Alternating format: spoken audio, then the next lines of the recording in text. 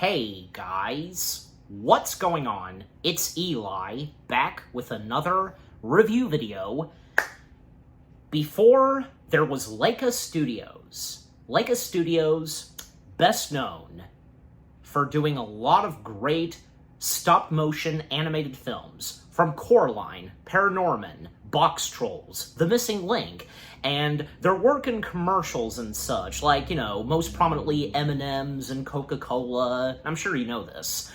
Before all that, this stop-motion animated studio went by a different name, and it was run by someone whom made stop-motion history.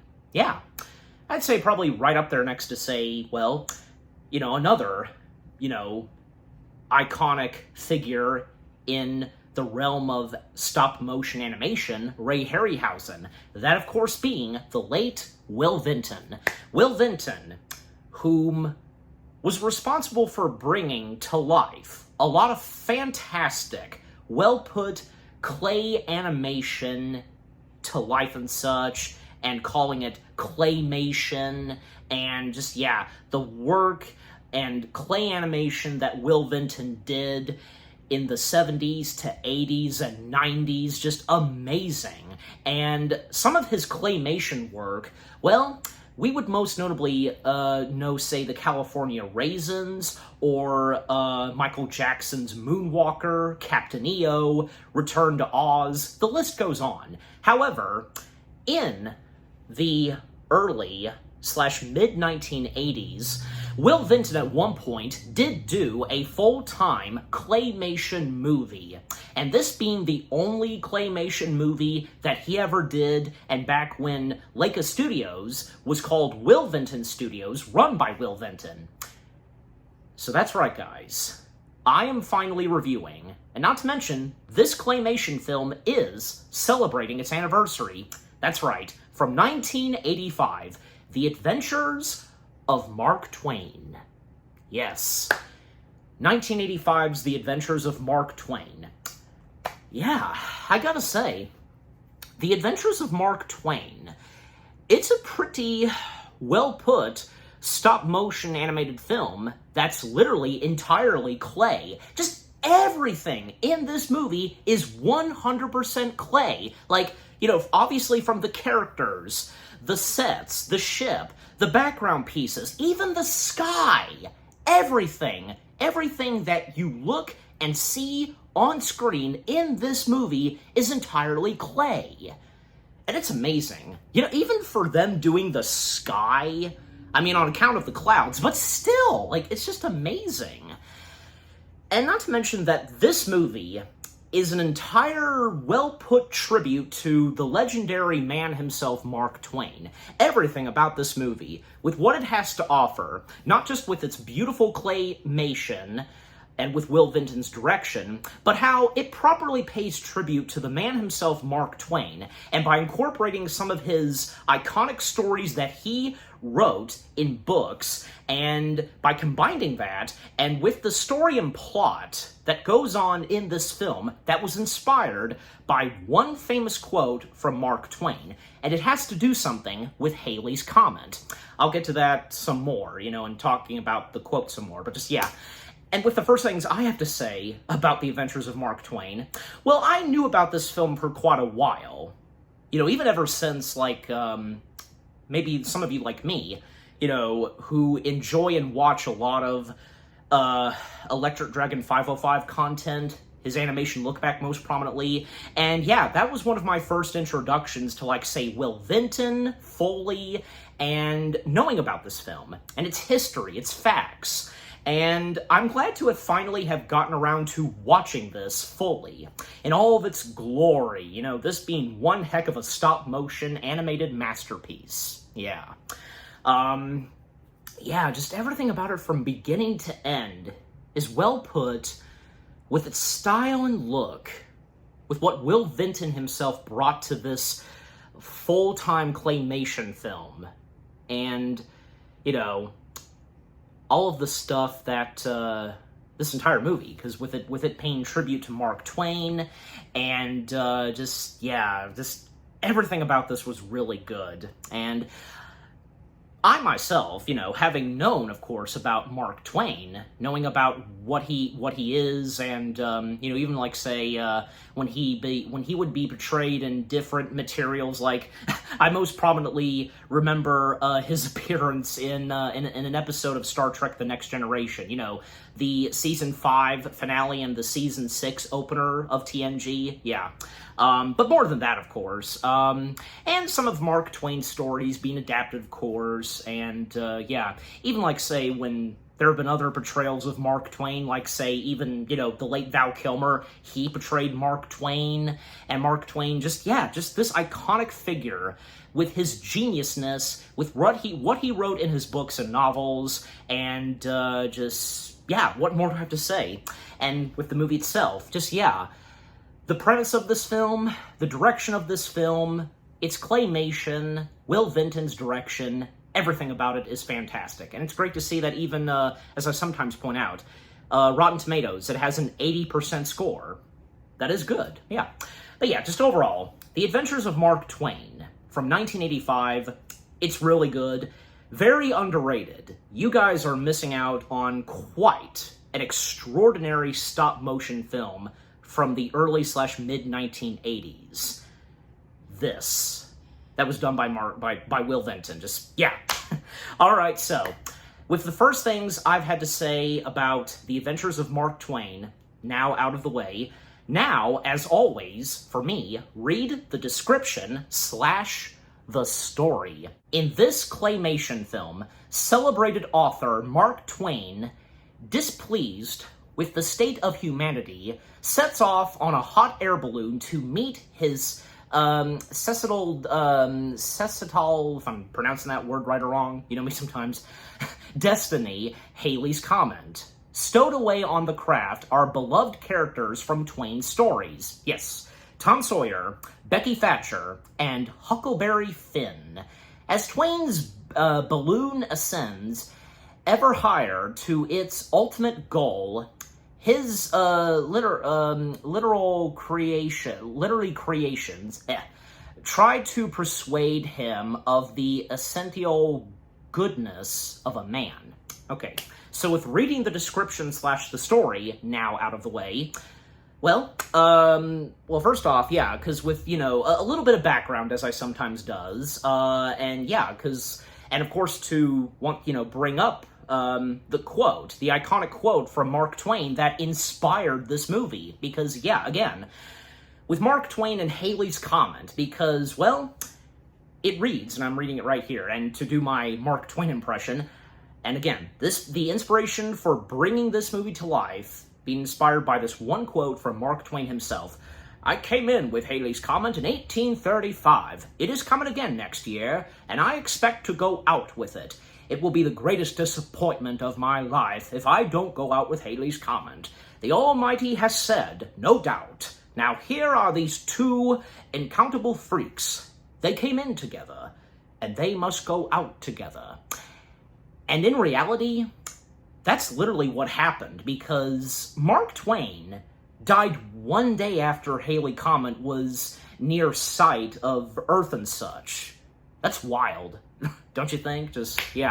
So, and again, as I said earlier, this claymation film being an entire tribute, ultimate tribute to Mark Twain. And also, some of the words that come from that quote that I just read is incorporated into this film.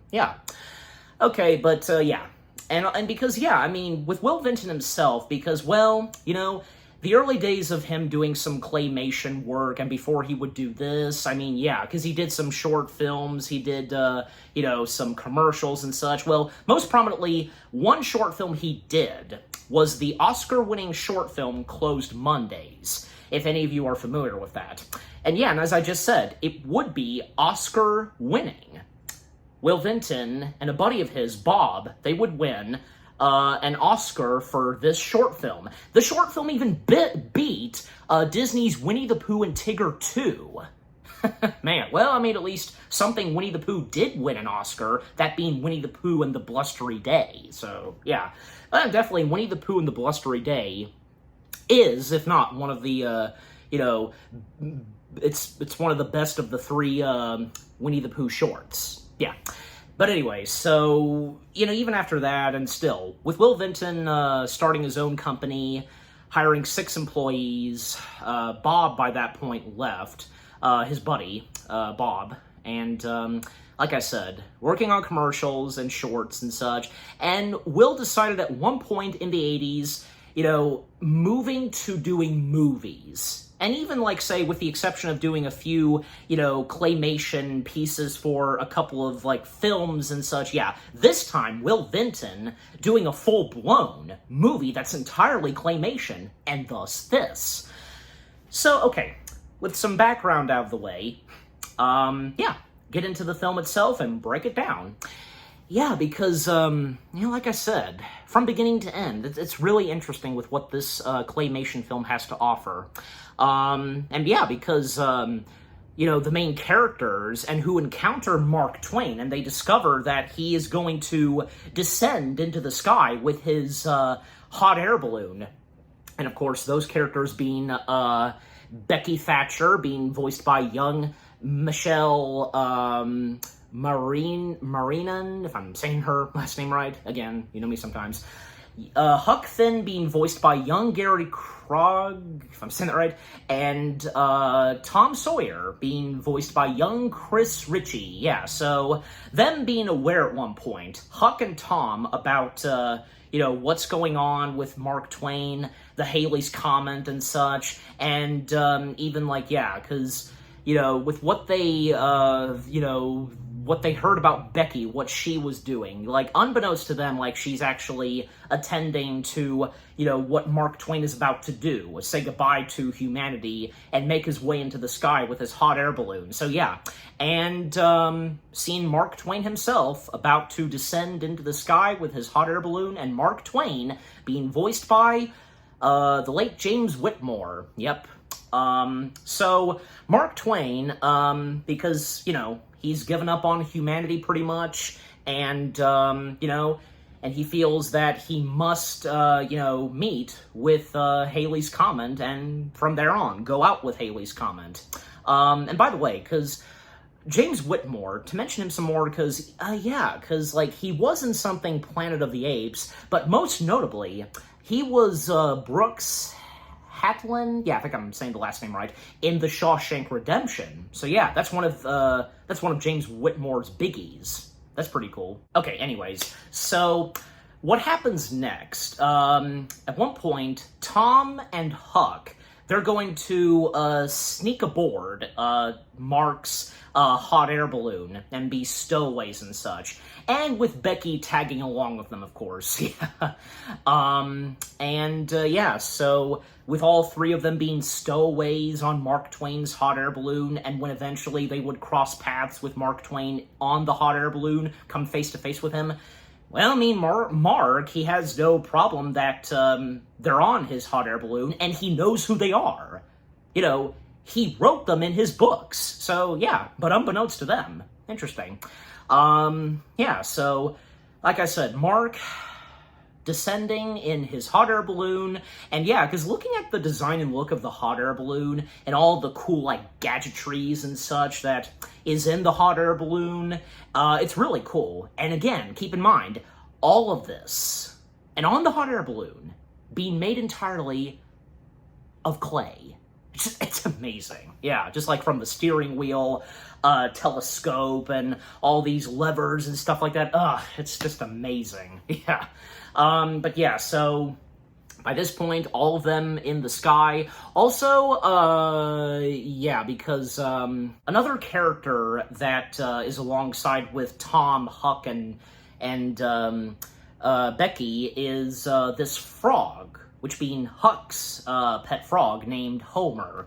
Homer being this, pretty well-trained frog and such, good at jumping and doing certain things. And Mark brings up something about a frog, and basically, like, Homer plays the part of this frog in Mark's story, the celebrated jumping frog of Calaveras County, if I might have mispronounced that, but again, you know me sometimes, but you know what it is. So yeah, and that's actually one of the first segments we get in this claymation film. Yep.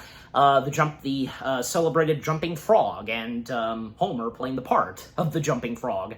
And yeah, our main characters in the story, we have Jim Smiley, and by the way, Jim Smiley being voiced by Gumby himself, the original voice of Gumby, the late legendary voice actor Dal McKinnon. And not only did he voice Gumby, but he voiced a good chunk of characters and numerous Disney stuff, like rather in cartoons or the Disney parks, like most prominently the safety spiel announcer of Big Thunder Mountain Railroad, the wildest ride in the wilderness. Yeah, that's him. And also he was the voice of that fox in the chalkboard sequence of Mary Poppins. Yeah, him too. But anyway, so yeah, Dal McKenna voicing Jim Smiley, and also we have the stranger, whom Jim encounters, and Jim helping the stranger get a frog of his own, and this would lead to, yeah, you know, a race and such, and, you know, which of their frogs would be the best frog jumper and stuff like that, and the stranger being voiced by Herb Smith. But yeah, the sequence of the celebrated jumping frog was pretty cool and funny.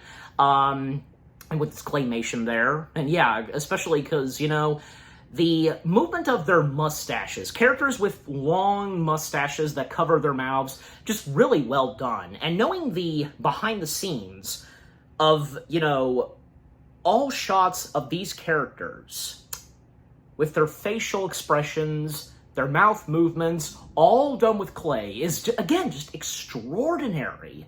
It really is. Just, yeah, and you would agree, too. But yeah, and unfortunately, Jim Smiley's frog loses the race and such. In fact, after all that, Jim, you know, checking his frog and why he's just flat on the ground, you know, basically getting the frog to spit out a lot of stuff, but just, yeah. But yeah, the segment of the celebrated jumping frog was pretty interesting and funny, yeah. And yeah, because coming back to Mark and our three main kid characters, Huck, Tom, and Becky, because yeah, the time that they spend on the hot air balloon, and even when, like, say, at one point, just a little later, you know, they're trying to figure out how they're going to get back down on the surface, because they definitely do not want to tag along with Mark making his destination to Halley's Comet and going out with Halley's Comet because, well, leading them to all die. So how the heck are they supposed to get off and such? And they couldn't even, like, I mean, like, with what the ideas they come up with, especially Tom, like, coming up with an idea a few times, you know, on what to do, and to also try to convince Mark himself to just snap out of it and not consider doing this kind of thing. Just, yeah. The struggles that they go through. But, you know, at the same time, when they explore the rest of the hot air balloon, even when at one point they discover this, like, special, like, you know, portal, elevator, you know, whatever it's specifically called. And basically, yeah, this special elevator that will take them to different stories that Mark himself wrote. Now, we had seen the one with the celebrated jumping frog, but more stories that are brought up, even when Mark himself tells them tells them the stories of the stories he wrote. And the different various rooms that they explore, like, you know, they at one point explore a library, and even when at one point, like, you know, a few times they come face to face with Mark in a different wardrobe, not in his iconic white wardrobe, but he's in, like, a gray suit and such. And even when, like, say, there are multiple times we would see this mysterious figure who he too made his way on board Mark's hot air balloon. Who is this guy? Even when, like, say, at one point, he causes a storm. He's basically, like, waving his arms and his hands, like, making a storm happen. But more on that later, because, yeah, you know, you can't tell, and you can't see his face. You see the back of him. But, you know, I think at one point when I was watching this movie, I was like, wait a second. It didn't really occur to me. It didn't really get to me fully, where I was like, could it be? But I wasn't sure at first, but yeah. And if you might have had that same moment too. But anyways, and yeah, and just to speed things up some still, because, like, yeah, again, just the more rooms that they explore, and even when, like, say, yeah, another story that is brought up, and Mark, you know, tells the story to Huck, Tom, and Becky, that being, the diary of Adam and Eve. Yes, so, we now come to, the diary of Adam and Eve, and, yeah, because, when Adam and Eve, first arrived, and, well, yeah, God creating, the earth, and by putting in the water, the grass, field, the trees, the plants, the various animals, and then when it would come to, say, Adam, then Eve, and even in this, like, Adam wearing clothing. And not to mention, because there's various items that each Adam and Eve would use, like, say, paper, and even, like, say, Adam would use, like, a boat or a bathtub or something, just, yeah. And the voices of Adam and Eve in this, being John Morrison and Carol Edelman, I think, yeah, might be pronouncing her last name, I think, right. Okay, but overall, because the segments of the Diary of Adam and Eve, pretty interesting, amusing, and funny, and with how it is portrayed and such. You know, even with, like, say, moments with Adam, like, throughout those segments of the Diary of Adam and Eve, because, each Adam and Eve would be narrating, and, well, some things that Adam would be doing, and before he would come face-to-face with Eve, like, most prominently, when he would always go down the waterfalls and having the time of his life, and trying various things when going down the waterfall, like, and as I mentioned, like, you know, a bathtub or a surfboard, just, it's funny. But then when like, Adam would come face to face with Eve, yeah, because, it's very interesting because it's like, their relationship kind of, like, mixed on and off and such. I guess they kind of see eye to eye, but just something about each of them and how they feel towards one another. Even when, like, say, they would build their very own houses, they would make signs, they would come up with various words and names for, say, this, that, and that, like, say, you know, grass, tree, rock, you know, names for animals and such. And when they would build their houses, like, making a fence, but how they do the fence, well, I mean, the fence should be, you know, keeping their houses split from one another, right? And that's what Adam does, but Eve just removing them, but then Adam building it again, just, yeah. And even when, like, say, Eve starts to grow concerned for Adam when going down the waterfall, because, yeah, the risk of it killing him, but no. He seems to do all right going down the waterfall, and the fact that this is before, yeah, the whole thing of, Eve, going for some, you know, what's the word, forbidden, yeah, forbidden, like, you know, fruits and such in the tree. Because, yeah, we would see that where there's this one apple tree that has a sign where, yeah, you cannot have these apples in this tree. It's forbidden, just, yeah. But then, of course, yeah, I mean, the serpent, yeah, appearing and convincing Eve to, you know, take the forbidden apples, take one of them and such. You know, Satan in disguise as a serpent, a snake, yeah. And it looks as though, yeah, because wearing shades, you know, amusing and such, and kind of makes sense. Even, like, say, Adam, like, when that was happening, when Eve was about to take, you know, one of those pieces of apples from the forbidden tree of apples, Adam was about to make his descent, you know, just go away from, you know, the land, you know, the garden and such, and riding on a unicorn. You know, interesting, because that there's a unicorn.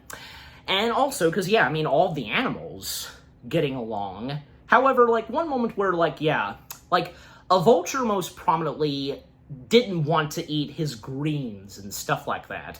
And Eve was thinking that probably, maybe they, those animals that would not eat green stuff and such, it's not their appetite, they could eat meat and stuff like that, especially, like, when she points out to Adam, like, look at the dentures and fangs that the lion has. Yeah, but still, but with that whole thing happening, sin, death, all that because of Eve taking an apple from this forbidden tree, this tree where you are forbidden to take and munch something that's on that tree. Just, with all that happening, everything changing forever, and just how it's depicted and how it's depicted/portrayed in The Adventures of Mark Twain. Pretty interesting. And even after that, because, even when, like, say, there's one moment where a storm hits. Well, and that's because, because with the aftermath of Eve taking one of the apples and munching on it, like a storm hitting, lightning strikes, and the story of the Diary of Adam and Eve is interrupted when, a storm comes in, and it's blowing the hot air balloon. Just, they're kind of losing control, and they're trying to take control and steer properly. And even when as I mentioned earlier, the mysterious figure that made his way on board Mark's hot air balloon, we can see that he's kind of, like, controlling the storm with waving his arms and hands, but I mean, eventually they would get past the storm, but just overall, in the tight situation that our three main kid characters, Becky, Huck, and Tom, are in, still, their attempt to find a way to get off of Mark Twain's hot air balloon and not to go out with him of Halley's Comet. And also, because, with the storm, because, I mean, for Huck, Tom, and Becky, because they tried to help out Mark with the situation they were in with the storm, but, because they didn't know, because the certain functions on, certain levers and buttons on the hot air balloon, and Mark, telling them that, they have a lot to learn and such, but, not that he's scolding them, and telling them to go below deck to cool off and such, and there's a moment where, because they see more of this special elevator, this transportation through various different stories that were done by Mark Twain. One of them being, say, The Adventures of Tom Sawyer. Tom going into his very own story, and unbeknownst to him that, he's famous because, the fact that he, was written by Mark Twain. And, well, Tom didn't want to stay in his very own story because, he would have been forced to, paint the white fences and such as, but that could have been their ticket home, all three of them, but it's understandable for Tom, but Then, Mark shows up once again, his personality being different, and as it was before, and as I said, where he's not in his iconic white suit, but in a gray suit, and he shows them to this different story realm, which of course being the mysterious stranger. And because I'm sure you guys probably know this, that a clip of the mysterious stranger is just something about it, and the fact that with it being on YouTube, it has so many million views, and just with the title of it, you know what I'm talking about, And because, it seems like nowadays, the only thing people would know and be familiar with this movie is the mysterious stranger sequence. Because, the mysterious stranger, popping in, and basically, the mysterious stranger is this angel who is also named Satan. And the mysterious stranger actually has two voices. The voice of Becky voices the mysterious stranger, and she also voiced Girl in Crowd, But the second voice for the mysterious stranger is Wilbert Vincent. I am to presume that probably their two voices were combined. Because it seems like it. But I'm just saying, because, there are literally two voices for the mysterious stranger, aka an angel named Satan. And the appearance and look of the mysterious stranger in this pretty interesting and creepy at the same time. All of the above. And all three of them, Becky, Finn, and Tom, entering into the realm of the mysterious stranger. And yeah, because basically, you know, it's basically showcasing the segment of the mysterious stranger. It showcases Twain's pessimistic, if I'm even pronouncing that word right, view of humanity. And yeah, because the mysterious stranger's view of humanity, and the mysterious stranger having Finn, Tom, and Becky, you know, make like little figures and such, and these little clay figures coming to life, and the mysterious stranger's view of humanity, just, you know, cruel, dark, and so on. Just, yeah, like these two clay figures that are, you know, wrestling or something, like just, you know, nudging like a bowl, just, yeah. And there's even, like, say, death, those that mourn the losses, and just, yeah, it's crazy and creepy at the same time. And at a certain point, all three of them being very disturbed, you know, being with the mysterious stranger, with the mysterious stranger's view of humanity, and just, you know, in the palm of his hands, just like crushing each of these tiny figures, and just, it's crazy and creepy. Just, yeah. And they get the heck out of there. But if that's not enough, because, yeah, it doesn't stop there, because, like, there's one moment where, Injun Joe steps in. I'm sure some of you are probably familiar with Injun Joe. And Injun Joe was almost about to attack Finn. Gonna kill him and such, and stab him with a knife. And yeah, because, you know, Injun Joe, he's a murderer, a grave robber, and, you know, and liar who seeks revenge. You know, Injun Joe's actions drive the plot forward through the escapes of treasure and discovery. Just, yeah, within one of Mark Twain's stories. Just, yeah. And Injun Joe's appearance and look in claymation, creepy, of course. Just, jeez. And I'm looking at the image right now, just creepy, yeah.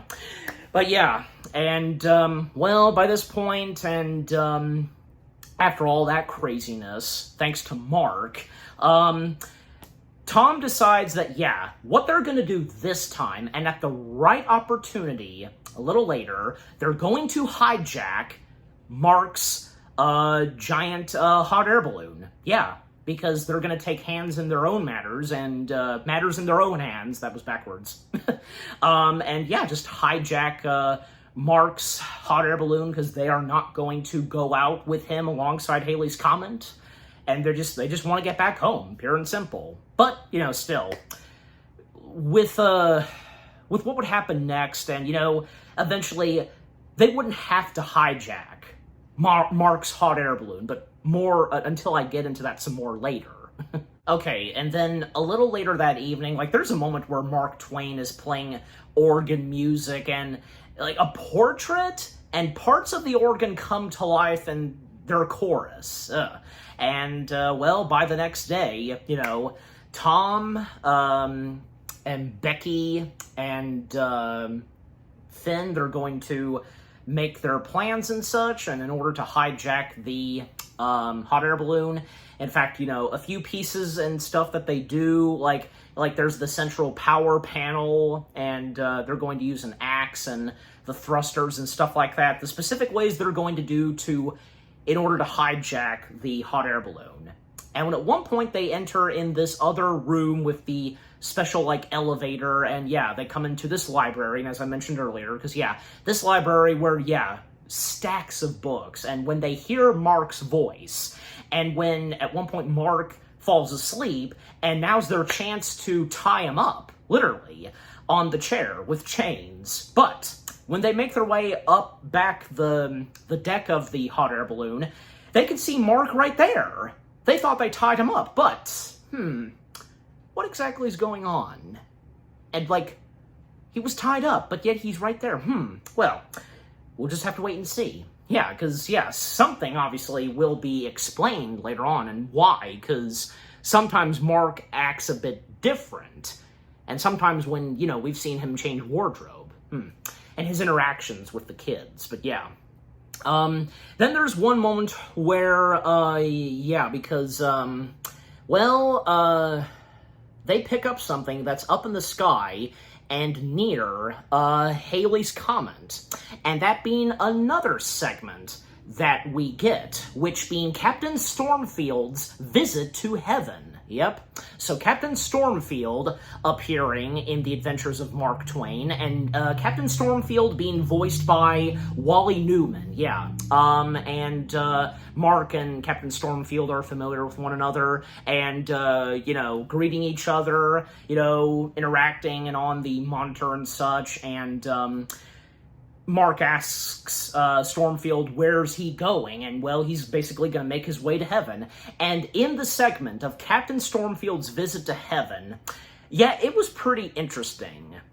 Especially because, the characters we see in this segment, besides Captain Stormfield, because I wasn't really sure what they were, but okay, because they are basically aliens. This three-headed alien that, is interacting with Captain Stormfield. Stormfield makes his way to the entrance of heaven, and checking in and such. And Stormfield's interaction with the three-headed alien, and the three-headed alien being voiced by Tim Connor, very interesting. And I just, the three-headed alien had a very interesting look and design.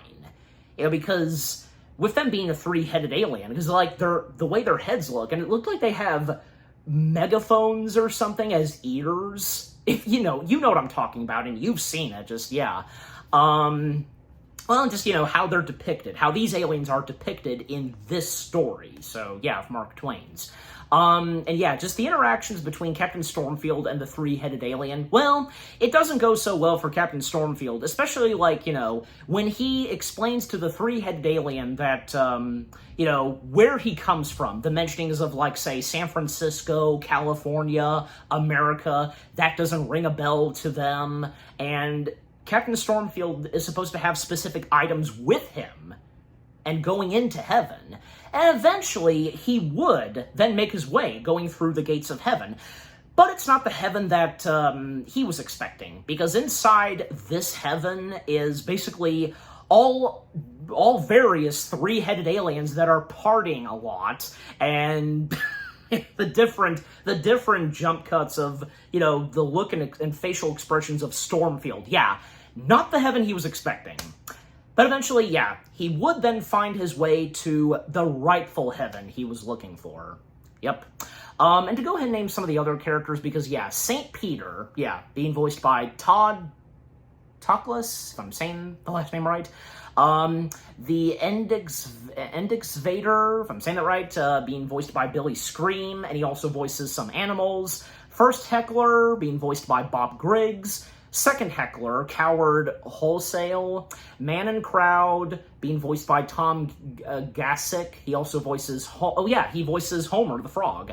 And he voices Cleverest Miner, Mud People. Sally Sopwith voices Woman in Crowd. And Will Vinton, he does a voice in this movie too. He voices Dano Webster. I think I said that right. A little cameo voice from the director himself. That's cool. Andrew Edwards voices First Miner, Harvey Brown, Second Miner, and three characters that go by Calvarus Miners. All three of them being voiced by Craig Bartlett, Mark Gustafson, if I said that right, and Bruce McKean. And the voice of God in the Adam and Eve segment, Bill Victor. And in John Joe, being voiced by Compton Downs, didn't have any lines, but just, made grunting sounds and such. Nell Souza voicing, animals and mud people. And Tim Kahn and Stashu Bienkoff voicing other animals. And Kim Toner voicing another one of the mud people. And the child of Adam and Eve, spoilers, Baby Can, I think I said that right, being voiced by young Gary Thompson. Okay, because, and still to speed things up some, because, with the segment of, Captain Stormfield's visit to heaven, again, that was a pretty interesting segment, and especially the look and design of the three-headed aliens. Very interesting, but But after that, well, because, yeah, Tom did mention at one point to Mark, but Mark didn't really pay attention to what Tom was saying about, the fact that all three of them, alongside with Tom, including Homer the Frog, can't leave Homer out, they will all die. They will descend with Halley's Comet. And yeah, but still, their attempts to hijack the hot air balloon, well, yeah, with that still being planned, well, at one point, and what happens next is Mark would actually continue telling the story of Adam and Eve, because what happens next in the rest of the Diary of Adam and Eve, well, because, yeah, after the whole thing of Eve taking a piece of an apple from the forbidden tree, yeah, and the lives of Adam and Eve, what it's like now, Adam most prominently working, and them settling in this home, they would eventually have a child, and, writing sometimes that would say, like, the weekdays and the weekends, or, 1 month later, 40 years later, stuff like that, just, yeah. And, yeah, I mean, the rest of the Diary of Adam and Eve segment was pretty interesting, and just, yeah, still, the interactions between Adam and Eve, and when they would have a child. Adam thinks at first that their child is like a fish, but eventually realizing that, yeah, it's not a fish. It doesn't act and do anything like a fish. Even when, like, he threw the child into the water. But luckily for Eve, she actually just so happened to be underwater and catched the baby. But, even when, like, say, yeah, as time passed, and the more kids that Adam and Eve have, well, yeah, their relationship and their romance finally came together. And when they got older, and they really started to fall in love with one another. And the invention of Valentine's Day, this heart shape that Adam would give to Eve, and the word Valentine being brought up, just, yeah, very charming and delightful. And how the Diary of Adam and Eve, the segment itself, how it wraps things up. Pretty well done. Oh, and one more thing that ends off, that happens, and where, yeah, the Diary of Adam and Eve segment ends off where, sadly, Eve is the first one to die, and before Adam, and that was mentioned a bit earlier, because which one of them would die first, and stuff like that. And, yeah, and that's when, like, it would be brought up a few times earlier, where Mark mentions about his late wife, and how much he misses her. And by this point, and after the entirety of the Diary of Adam and Eve is finished, Mark then telling Becky, Huck, and Tom, how much he misses his wife, and it occurs to them, and they realize that, that's why he wants to meet with Halley's Comet, and to go out with Halley's Comet, because of the love of his wife, and how much he wants to reunite with her. And by this point, for Mark, he's old, and he's tired, and, he's lived his life, just, yeah. But, they still wonder if, with him going out with Halley's Comet, they too will go out with Halley's Comet. They're too young to die. But that's when Mark, finally, assures and tells them that they're not gonna die. But how else are they gonna get back home and such? Well, when Mark meets and combines with Halley's Comet, the hot air balloon of his will be passed on to them. They will fly it, and thus they can make their way back home. So yeah, they were never going to die in the first place.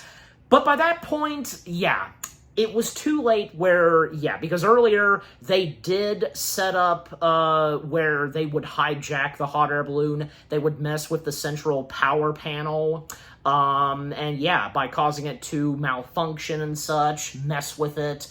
And yeah, then all hell breaks loose with the hot air balloon, and the only way that they can, fix the problem is press the emergency switch, the button and such, to end this madness that's about to occur. Not to mention that they hoist the anchor on the nose of the Great Sphinx to hold their position and until Halley's Comet would be in sight. So yeah, and thus they would make their way to catch up to Halley's Comet. But with all that's happened now, with everything on the hot air balloon going haywire, they're stuck in this room. They can't get out.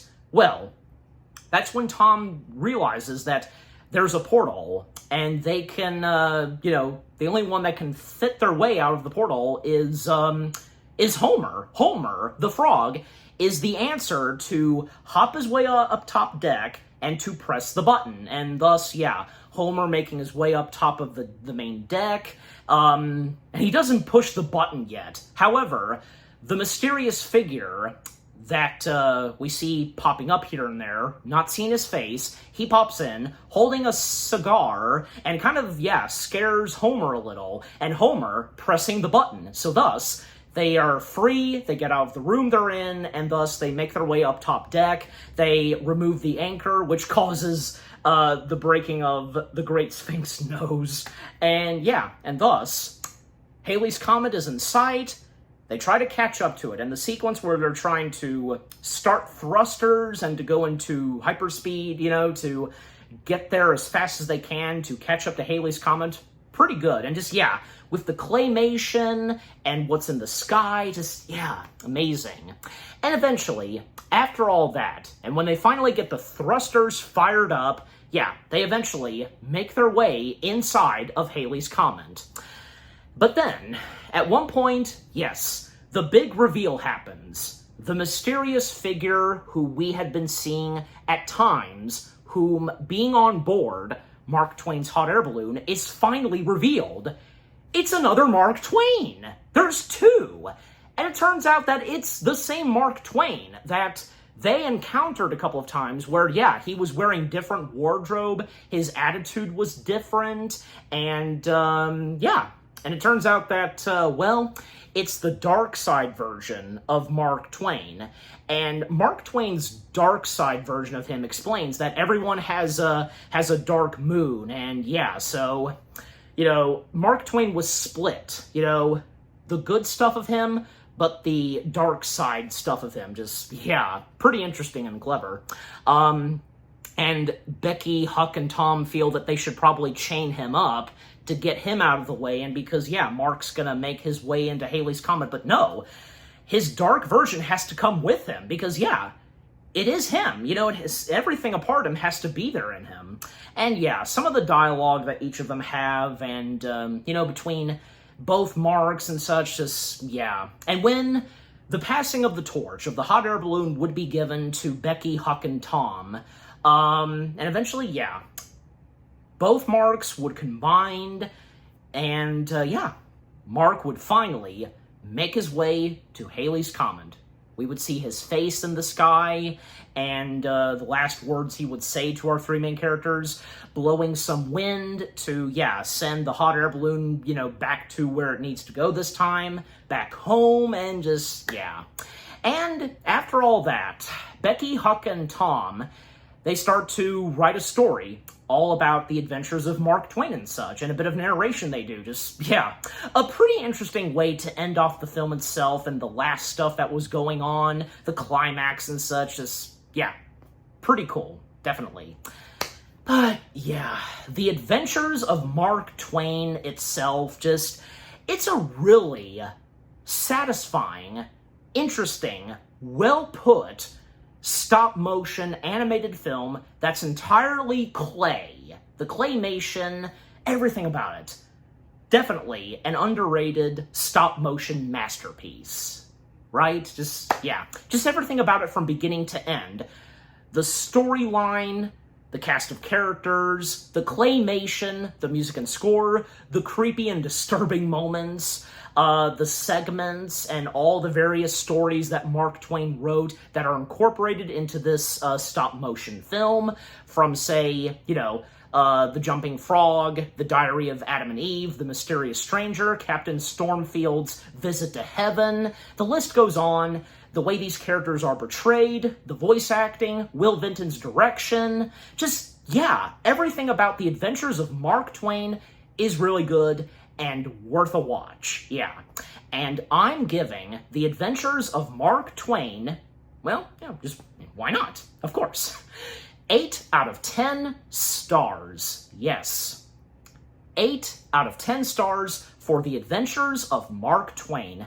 And what about you guys? What did you think of The Adventures of Mark Twain itself? Any of you that have seen this before, you are very well familiar with this. You've had like a DVD copy of it, or you've watched it on streaming, digital, knowing about the history and facts of this claymation / stop motion film from the late legendary Will Vinton. And if you guys are familiar with Will Vinton and his work in stop motion, with claymation, and with what I mentioned earlier from, say, the California Raisins, Michael Jackson's Moonwalker, Return to Oz, Captain EO, the list goes on. Just, yeah.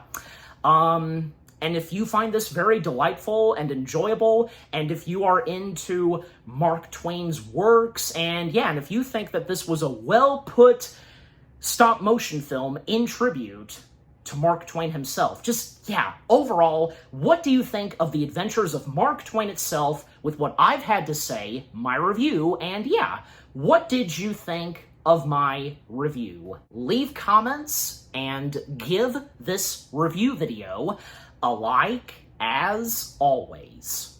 And so, with all that being said, thank you very much for watching. I hope you guys enjoyed my review of The Adventures of Mark Twain. More review videos are coming your way. They're going to be awesome. Keep looking forward, and I will see you guys in the next video / review.